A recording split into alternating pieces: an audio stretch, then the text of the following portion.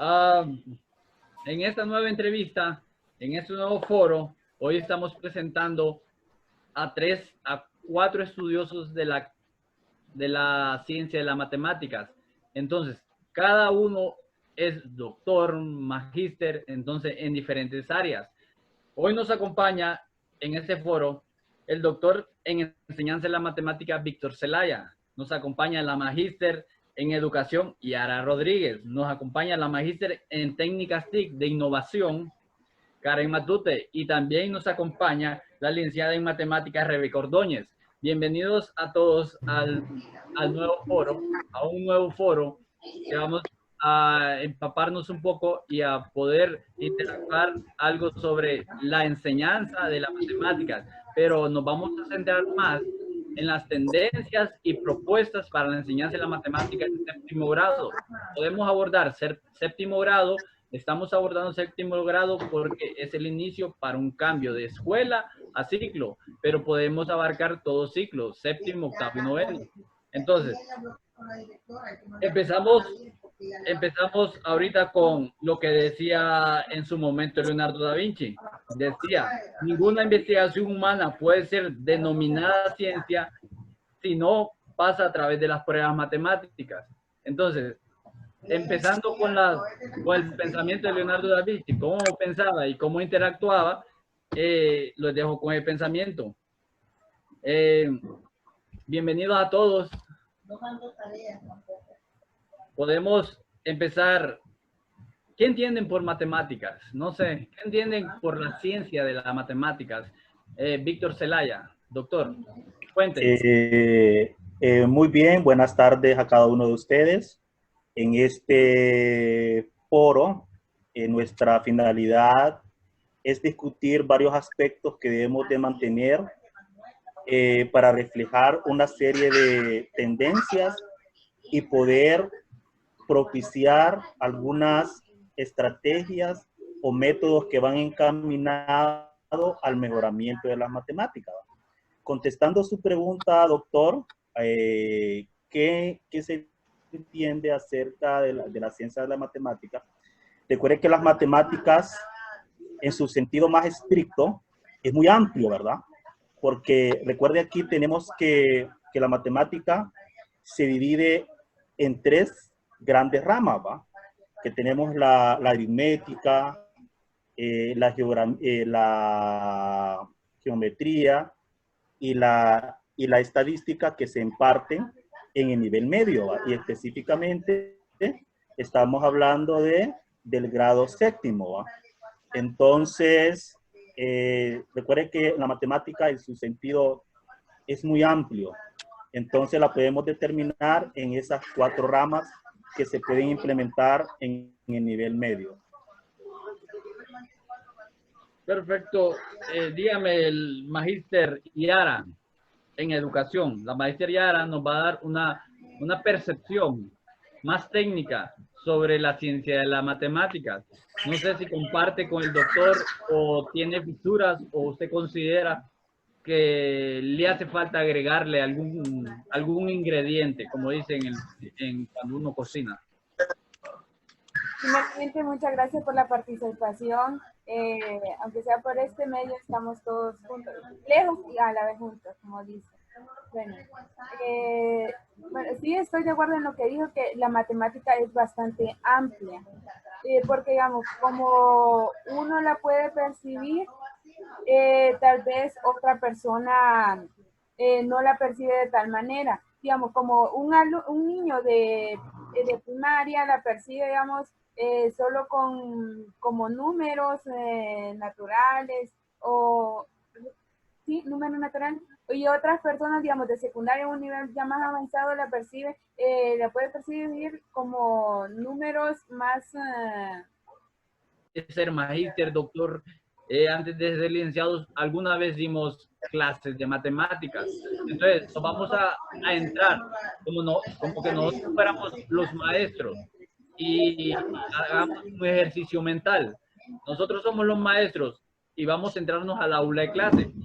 Entonces, alguna vez dimos clase, estando dentro del aula de clases, podríamos tener, siendo los maestros, de séptimo grado, ¿qué técnicas podríamos usar como docente para que el niño o el educando, en este caso el educando, de séptimo grado o de ciclo, porque son alumnos que van de cambio a cambio de la escuela a una secundaria, es un cambio un poco brusco? ¿Qué técnicas podríamos usar para enseñar algún tema específico? Podríamos decir números reales. Entonces, no sé, la magíster en las TIC, Karen Matute, no sé qué podría decir, cómo podríamos implementar. ¿Qué técnicas considera usted que podríamos implementar para poder enseñar a los niños de mejor educación y mejor aprendizaje? Bueno, tengan muy buenas tardes todos. La respuesta a la pregunta sería implementando estrategias como, por ejemplo, aprendizaje mediante juegos, estrategias algorítmicas, estrategias de laboratorio, resolución de problemas. Todas estas... A la constructivista. ¿Qué quiere decir? Que el conocimiento matemático se va construyendo, ya no es un profesor que se para enfrente y dice, esto es lo que digo yo, esto es lo que se hace. Pero considero que para enseñar dentro del aula podríamos tener más variedad de técnicas. En su tiempo, magíster Rebeca Ordóñez, en su tiempo, cuando usted antes de llegar a magíster, antes de su retiro, ¿qué técnica usaba para poder enseñar, para poder interactuar con los niños dentro del aula?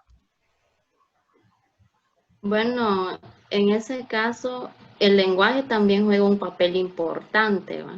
Porque dependiendo en la forma en que se puede expresar, los educandos van a, comprender. Entonces, aparte de eso, como mencionaban nuestros otros compañeros, los materiales también juegan un papel bastante importante. Metodologías, estrategias, propuestas para mejorar la enseñanza en matemáticas.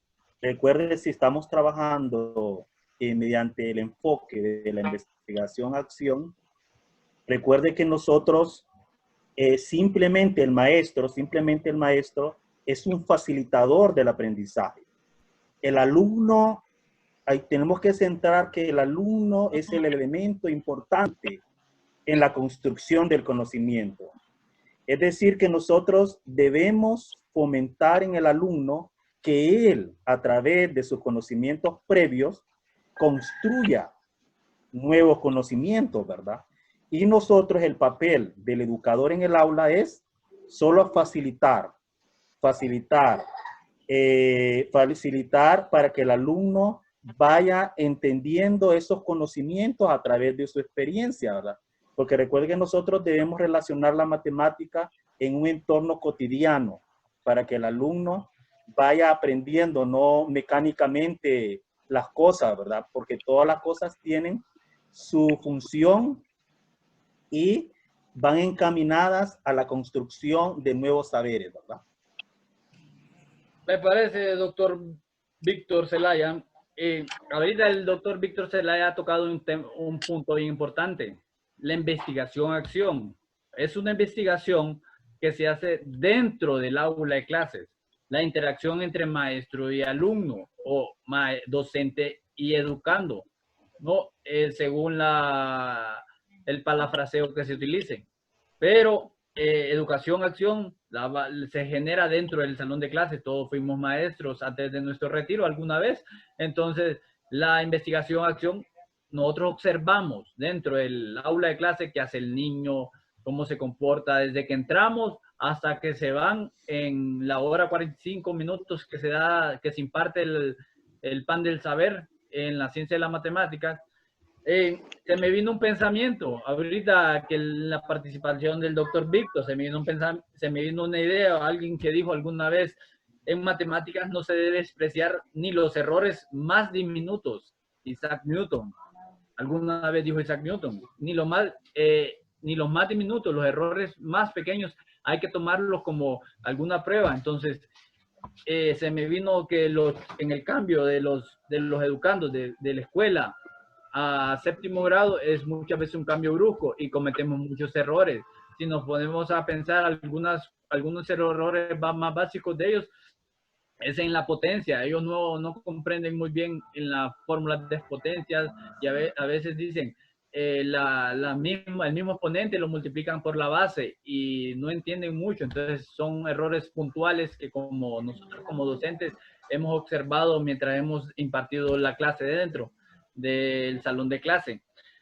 No sé, dando un poquito más, tenemos en la actualidad, de acuerdo a la pandemia que vivimos, de acuerdo a los problemas que hay actualmente en el mundo, ¿qué hemos implementado? ¿Qué estrategias estamos implementando? ¿Qué innovaciones? ¿Qué tendencias? ¿Qué proponemos?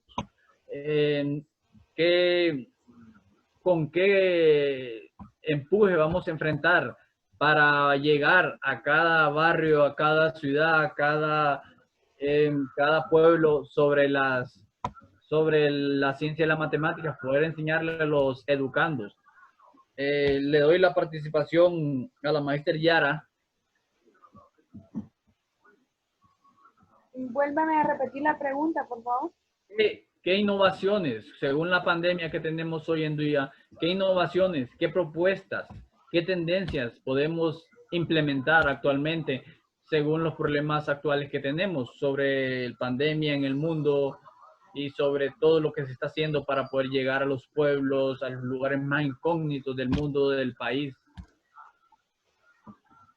Bueno, lo que sabemos mucho, mayoría de países están haciendo de clases mediante internet, mandando tarea y todo, pero esas medidas no funcionan en países como el nuestro, porque el país como el nuestro es más necesario tener comida a poder comprar una recarga y poder acceder a la educación en tiempos de COVID. Pero sí, digamos, a los maestros que viven que son, digamos, de esa aldea y no está corriendo el riesgo él y sus alumnos podrían tener podría ponerse de cuarto del alumno, tanto como el maestro, para verse si se pueden ver entre ellos y poder así el alumno tener un poco más tener tener más de la educación a su alcance, digamos. Yo conozco a ciertos maestros que son de una aldea y sus alumnos también. Entonces ellos tienen la facilidad de que el maestro puede ir a su casa o el alumno puede ir a la casa del maestro. Pero eso no ocurre en todos los lugares. En otros lugares van desde lejos. Pero también ha visto ciertos maestros que han tenido el interés de movilizarse ellos para que los alumnos puedan obtener ese saber. Pero para este país como Honduras es bastante difícil en estos tiempos obtener una buena educación. Pues, me parece, Maister, no sé, quiero hacer un ejercicio mientras avanzamos. Ahorita que la Maister estaba hablando, estaba pensando, ubiquémonos unos años antes, cuando estábamos impartiendo como éramos profesores aún. Entonces, ahora que nos encontramos en el retiro es diferente, pero ubicémonos un tiempo antes en el tiempo que dábamos clase, dentro del aula. No sé, pensemos un poco en investigación-acción. ¿Qué quiere decir?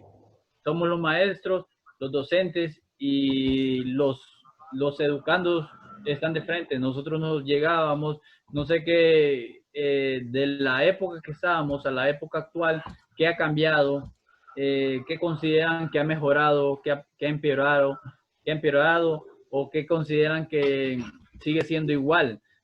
Pero dentro del aula, concentrémonos un poco dentro del aula. Licenciada en Matemáticas Rebeca Ordóñez, no sé, ¿cómo considera usted que ha cambiado o sigue siendo la misma la educación dentro del aula o ha habido una revolución?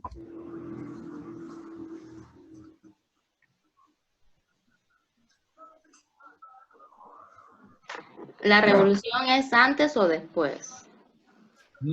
Esa es mi pregunta. ¿Cómo considera usted que con la que estuvo, con la educación anterior, dentro del aula, como docente, a la evolución, o si no ha habido evolución actualmente en cuanto a la educación y la enseñanza de la ciencia y las matemáticas? Bueno, yo considero que sí, porque antes la educación era más memorizable, o sea que era más exigible que se memorizara los contenidos sin que el educando pueda aportar lo que entendía o lo que conocía antes de conocer el contexto, ¿verdad? Entonces ahorita los educandos tienen más oportunidad de expresar o interpretar sus conocimientos y buscar nuevos contextos para profundizar en un tema en específico que se va a efectuar. No sé si... Dígame, Magíster Karen Matute, ¿qué ha evolucionado o sigue siendo igual la educación de la ciencia y las matemáticas actualmente en cuanto a los educandos y en cuanto a los docentes? ¿Y sigue siendo la misma interacción o usted considera que no ha cambiado?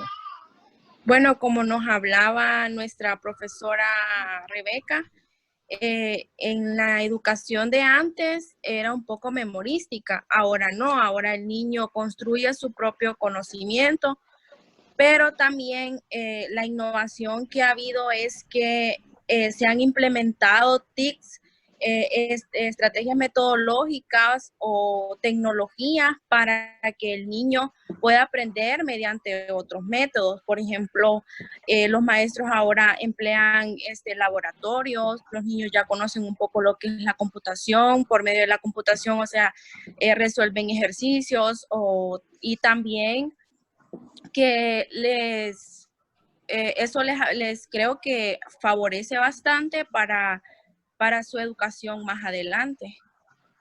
Bueno, Dígame, importante Magíster algo Yara. que dijo la maestra Karen, es que, digamos, como ya lo había mencionado, no todo, igual, sí ha evolucionado bastante la educación, ha habido una mejoría, ha habido que más constructivista, eso sí, pero también, digamos, a los alumnos han como, sí, digamos, como no es tan obligatorio, tal vez no es tan memorístico, puede ser, y los alumnos se han desviado un poco y, digamos, a veces ni estudian, o sea que ya no lo ven como que deben hacerlo, sino que como que, ¿y esto para qué me va a servir? Como que los alumnos no aprovechan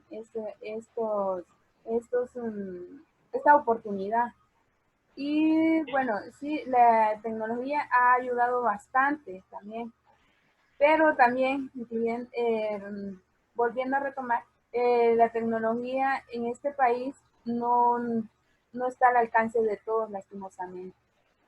Sí, me parece interesante el tema de la tecnología, pero lo vamos a abordar en otros foros más adelante. Espero que todos estén en disposición para aceptar la invitación. En 30 segundos, doctor Víctor, doctor en enseñanza Víctor,